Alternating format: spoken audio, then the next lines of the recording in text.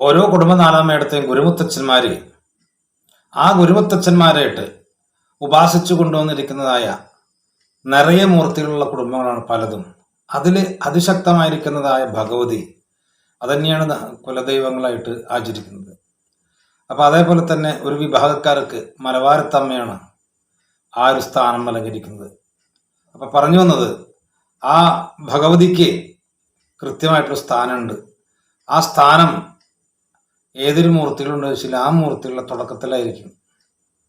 ഇപ്പൊ പടിഞ്ഞാട്ട് നിന്നിട്ടാണ് പൂജ ചെയ്യുന്നതെങ്കിൽ കിഴക്കോട്ട് പ്രതിഷ്ഠ ആചരിക്കുന്നത് ഭഗവതിയായിരിക്കും. വേദമന്ത്ര യൂട്യൂബ് ചാനലിലേക്ക് എല്ലാ മാന്യപ്രേക്ഷകർക്ക് സ്വാഗതം. ഞാൻ സത്യൻ മുളയംകുളത്ത്. അപ്പോൾ ഓരോ തറയിലും പടിഞ്ഞാട്ടും ഇരിക്കും ദൃഷ്ടിയായിട്ട് വെക്കും, കിഴക്കോട്ടും ദൃഷ്ടിയായിട്ട് വെക്കും. അപ്പോൾ കിഴക്കോട്ട് ദൃഷ്ടിയായിട്ട് വയ്ക്കുമ്പോൾ പടിഞ്ഞാട്ട് തിരിഞ്ഞു നിന്നിട്ടാണ് പൂജിക്കുക. അപ്പോൾ അതിൻ്റെ തുടക്കത്തിൽ ഒരു തറയിൽ ഒരാൾ മാത്രമുള്ള വെച്ചെങ്കിൽ ഭദ്രകാളി മാത്രം അല്ല, ഒരു തറയിൽ 4 പേര് ഇരിക്കേണ്ടത് വെച്ചെങ്കിൽ അതിൽ ഏറ്റവും അറ്റത്ത് വരേണ്ടത് സ്റ്റാർട്ടിങ്ങിൽ വെക്കേണ്ടത് അല്ലെങ്കിൽ തുടക്കത്തിൽ വെക്കേണ്ടത് ഭഗവതിയാണ്. പിന്നെയാണ് അവിടെ നിന്നുള്ള എല്ലാ മൂർത്തികളും ഉണ്ടാകുക. അപ്പോൾ ഒരു തറയിൽ 2, 3, 4 മൂർത്തികൾ ഇരിക്കേണ്ടത് ഗുരുമുത്തച്ഛനുണ്ട് വെച്ചെങ്കിൽ ആദ്യം ഭഗവതിക്കും അവസാനം ഗുരുമുത്തച്ഛനാവും സ്ഥാനം ഉണ്ടാവുക. അതിൻ്റെ ഇടയിലോ മറ്റു മൂർത്തികളൊക്കെ വരിക. അപ്പൊ പലരും ഒന്നുകിൽ നടുക്കില് അല്ലെങ്കിൽ അറ്റത്ത് കൊണ്ടുപോയിട്ടൊക്കെ വെക്കുന്നത് കണ്ടിട്ടുണ്ടാവും. ഇപ്പോഴും ചില കുടുംബത്തിൽ അങ്ങനെയാണ്. അപ്പൊ ആദ്യം ഇരിക്കേണ്ടത് ഭഗവതിയാണ്. ആ ഭഗവതിയുടെ ശേഷമാണ് മറ്റുള്ള എല്ലാ മൂർത്തികളും ഇരിക്കുള്ളൂ. അപ്പൊ അങ്ങനെ ആണെങ്കിൽ തന്നെ അവിടുത്തെ ആ ഭഗവതിനെ കൃത്യമായിട്ട് ആചരിക്കുക, കൃത്യമായിട്ട് കർമ്മങ്ങൾ ചെയ്യുക, നിത്യവിളക്ക് മുടക്കാതിരിക്കുക. ചിലപ്പോൾ നമുക്ക് വല്ല ഫല അല്ലെങ്കിൽ മരണം ഇത്യാദികളൊക്കെ വന്നു കഴിഞ്ഞ് ചിലപ്പോൾ വിളക്ക് മുടങ്ങാറുണ്ട്. അപ്പൊ എങ്കിലും അത് ആ കുടുംബത്തിലെ ഒരു അത്യാവശ്യം ആയിട്ടുള്ള അല്ലെങ്കിൽ ഒരു സംഭവം നടന്നുകൊണ്ടാണല്ലോ എന്നുള്ളൊരു തടയുണ്ടാവും. എങ്കിലും അത് ആ ഫല എന്താണ് ചിലപ്പോൾ മരണപ്പെട്ടതാണോ അല്ലെങ്കിൽ പ്രസവിച്ചതാണോ മറ്റേതാണെങ്കിൽ ആ ഫലയുടെ ദിവസം കഴിഞ്ഞാൽ ആ പുലവാലായ്മ കഴിഞ്ഞാൽ ഒന്നുകിൽ അവിടെ വെച്ചിട്ടോ അല്ലെങ്കിൽ അടുത്ത ക്ഷേത്രത്തിൽ നിന്നോ പുണ്യാഹം കൊണ്ടുവന്നിട്ടൊക്കെ തെളിച്ച് ശുദ്ധമാക്കിയിട്ട് വീണ്ടും അവരെ കർമ്മങ്ങൾ ചെയ്ത് അല്ലെങ്കിൽ വിളക്ക് വെച്ച് ആരാധിച്ച് മുൻപോട്ട് പോകണം. അപ്പൊ അതില് അങ്ങനെ ഇല്ല വെച്ചെങ്കിൽ അവരുടെ ശക്തി കുറഞ്ഞു വരാനുള്ള സാധ്യത ഉണ്ടാകുക. കാരണം അവർക്ക് വലിയ പദാർത്ഥങ്ങളൊന്നും ഇല്ലെങ്കിലും നിത്യവിളക്ക് അവർക്ക് കാണിക്കുക, അതിനതിൻ്റെതായ പവറുണ്ട്. അപ്പൊ അതേപോലെ തന്നെ ഒരുപാട് കാലങ്ങള് വിളക്ക് വെക്കാതെ അങ്ങനെ നശിച്ചു കിടന്നിരുന്നത് പെട്ടെന്ന് ഒരു ദിവസം തൊട്ട് വിളക്ക് വയ്ക്കുമ്പോൾ അത് ചിന്തിക്കണം. അതിനോടുകൂടി വളരെ ദുരിതങ്ങൾ ഉണ്ടായിരിക്കും, ദുരിതമൂർത്തികൾ ഉണ്ടായിരിക്കും, അല്ലെങ്കിൽ മൂർത്തികളുടെ ദുരിതങ്ങളോ ബന്ധനങ്ങളോ ബാധയിലോ ഒക്കെ എടുക്കുന്നുണ്ടാവുക. അപ്പൊ ഒരുപാട് കാലം വിളക്ക് തീയോ അല്ലെങ്കിൽ കർമ്മങ്ങളൊന്നും ഇല്ലാതെ അങ്ങനെ കിടന്നിരുന്നത് പെട്ടെന്നൊരു ദിവസം അങ്ങനെ ഉണ്ടാക്കുമ്പോൾ ചില വിളക്കൊക്കെ വെച്ച് ദൈവതിക്കും ചിലപ്പോൾ ബുദ്ധിമുട്ടുണ്ടാവാനുള്ള സാധ്യതയുണ്ട്. അങ്ങനെ ഉണ്ട് വെച്ചെങ്കിൽ അതിന് പ്രശ്നം നോക്കി ചിന്തിച്ചറിഞ്ഞിട്ട് എന്താണ് ധർമ്മദൈവാദികളുടെ അവസ്ഥകള്, ആ ധർമ്മദൈവാദികളൊക്കെ നല്ല ചൈതന്യത്തിലാണോ, അല്ല പുറമതിൽ നിന്ന് വന്നിരിക്കുന്ന ഏതെങ്കിലും ബാധാദോഷങ്ങളോ, ഇനി സ്ഥലപരമായിട്ടോ മറ്റേതെങ്കിലും ദുരിതങ്ങൾ, പ്രേത ദുരിതങ്ങളോ സർപ്പ ദുരിതങ്ങളോ എന്തെങ്കിലും ഉണ്ടോ, അങ്ങനെ ഉണ്ടെങ്കിൽ അതിന് കൃത്യമായിട്ട് പരിഹാരങ്ങൾ ചെയ്തതിന്റെ ശേഷം അവിടെ കർണപ്രീതി വരുത്തി ആചരിക്കുക. അപ്പൊ അതിന്റെ എല്ലാ ഗുണങ്ങളും അനുഗ്രഹങ്ങളും ആ വീട്ടുകാർക്ക് ഉണ്ടായിരിക്കും.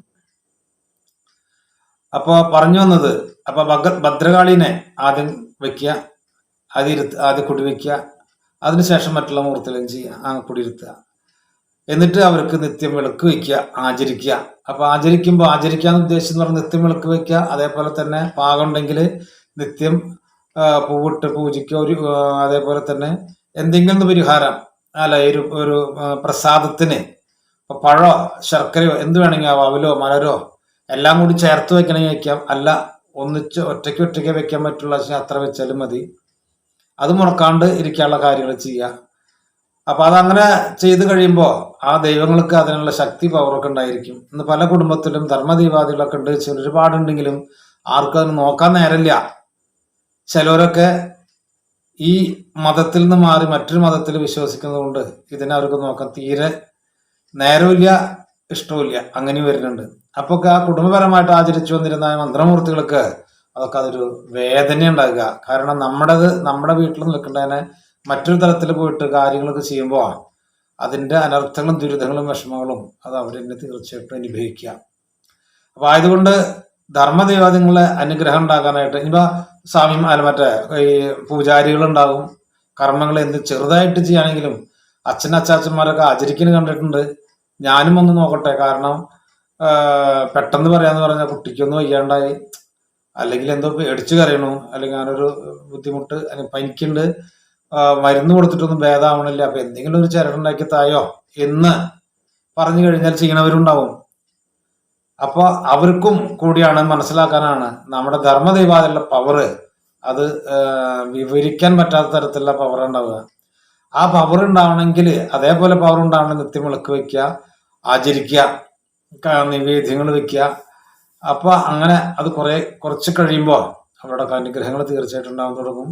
അവർക്ക് ഇങ്ങനെ പോരാ, ഒന്നുകൂടി നല്ല കൃത്യതയോട് കൂടി ഇരിക്കണം എന്നുള്ളത് ആഗ്രഹങ്ങളൊക്കെ ഉണ്ടാവും. അപ്പോ ആ ദോഷങ്ങളൊക്കെ ഉണ്ട് വെച്ചെങ്കിൽ, അല്ലെങ്കിൽ ദുരിതങ്ങളൊക്കെ ഉണ്ട് വെച്ചാൽ അത് നോക്കിയറിഞ്ഞ് അവർക്ക് തീർക്കുക, അതിന്റെ ദുരിതങ്ങൾ തീർക്കുക.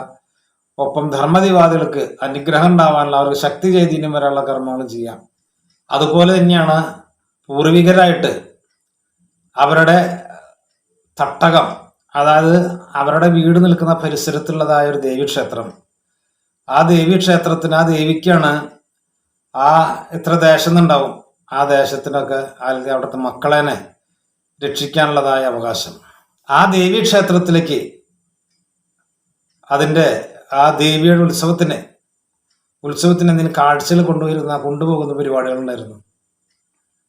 അപ്പൊ അതില് കാളയിട്ടോ, കാളക്കളി അല്ലെങ്കിൽ കാളക്കുട്ടി, അല്ലെങ്കിൽ വേല, അല്ലെങ്കിൽ വെളിച്ചപ്പാട്, അല്ലെങ്കിൽ തെയ്യം, അങ്ങനെ ആ ക്ഷേത്രത്തിലേക്ക് കെട്ടിയാടപ്പെടുന്നതായ എന്തൊരു മൂർത്തികളുടെയും ഉണ്ടെങ്കിൽ അതിന് അതേപോലെ തന്നെ ആ മൂർത്തികളെ ഓരോ വീടുകളിൽ നിന്ന് കെട്ടിയാടി അല്ലെങ്കിൽ വേഷം കെട്ടിയിട്ട് കൊട്ടും മേളൊക്കെ ആയി, അല്ലെങ്കിൽ അവരുടെ വീട്ടിൽ വെച്ച് അതിനെ പൂജ ചെയ്തിട്ട് അവരുടെ സാന്നിധ്യം ഉറപ്പിച്ചിട്ട് അത് ക്ഷേത്രത്തിലേക്ക് എഴുന്നള്ളും. ആ വേല കൊണ്ടുപോകാന്ന് പറയും. അങ്ങനെ ആ വേല കൊണ്ടുപോയിട്ട് ദേവിയുടെ അവിടെ സമർപ്പിച്ച് അതിന്റെ താഴത്തേക്കാവില് മുടി കുത്തിയിട്ട് ആ സംഗതികളൊക്കെ കഴിച്ച് വരുമ്പോ ആ ദേവിക്ക്, തട്ടകത്തമ്മയ്ക്ക് വളരെ സന്തോഷവും. ഒപ്പം ഇത് കൊണ്ടുപോകുന്ന ആ വ്യക്തിയുടെ കുടുംബത്തിനും പലതരത്തിലുള്ള അനുഗ്രഹങ്ങളും ആ ദേവിയായിട്ട്, തട്ടകത്തമ്മയായിട്ട് തന്നെ ഉണ്ടാക്കിത്തരും. അപ്പോ ഇത്തരം കർമ്മങ്ങൾ, എങ്കിതിരെ വഴിപാടുകൾ കൊണ്ടുവരുന്ന പല ആളുകളുണ്ടായിരുന്നു. അപ്പൊ ചിലവർക്ക് വീട് വിട്ട് മാറിപ്പോയി, ചിലവർക്ക് ഇന്ന് നാണക്കേട്, ആ നാണക്കേട് കൊണ്ട് ചെയ്യാൻ അത് അനുവദിക്കുന്നില്ല. അവർക്ക് പൈസ കൊടുത്ത് ചെയ്യാനും പറ്റുന്നില്ല, എന്നുള്ളവർക്കാണെങ്കിൽ ചെയ്യാനും പറ്റുന്നില്ല. അപ്പൊ അങ്ങനെയൊക്കെയുള്ള കാര്യങ്ങൾ. അപ്പൊ വേലയും വിളക്കും അതേപോലെ തന്നെ മറ്റു വഴിപാടുകൾ എന്തെങ്കിലും കൊണ്ടുപോയിരുന്നുണ്ടെങ്കിൽ അത് മുടക്കം കൂടാതെ അത് ആ സമയത്ത് കൊണ്ടുപോകാനുള്ള ശ്രമങ്ങൾ നടത്തുക. അപ്പൊ ആ ഭഗവതിയുടെയും ഗുരുമുത്തച്ഛനും എല്ലാവരുടെ അനുഗ്രഹങ്ങൾ ഉണ്ടാകും. അതേപോലെ തന്നെയാണ് ഈ വേലയും കാര്യങ്ങളൊക്കെ ആയിട്ട് വരുമ്പോ ഇതിനെ പറ്റിയിട്ടുള്ള പല ആളുകളും അന്വേഷണങ്ങൾ നടത്തും. ആ അന്വേഷണങ്ങള് കുറെ മെച്ചങ്ങള് ആ കർമ്മികൾക്ക് ഉണ്ടാകും. അപ്പൊ ഈ അറിവ് നിങ്ങൾക്ക് ഇഷ്ടമായെങ്കിൽ ലൈക്ക് ചെയ്യുക, ഷെയർ ചെയ്യുക, സബ്സ്ക്രൈബ് ചെയ്യുക. നന്ദി, നമസ്കാരം.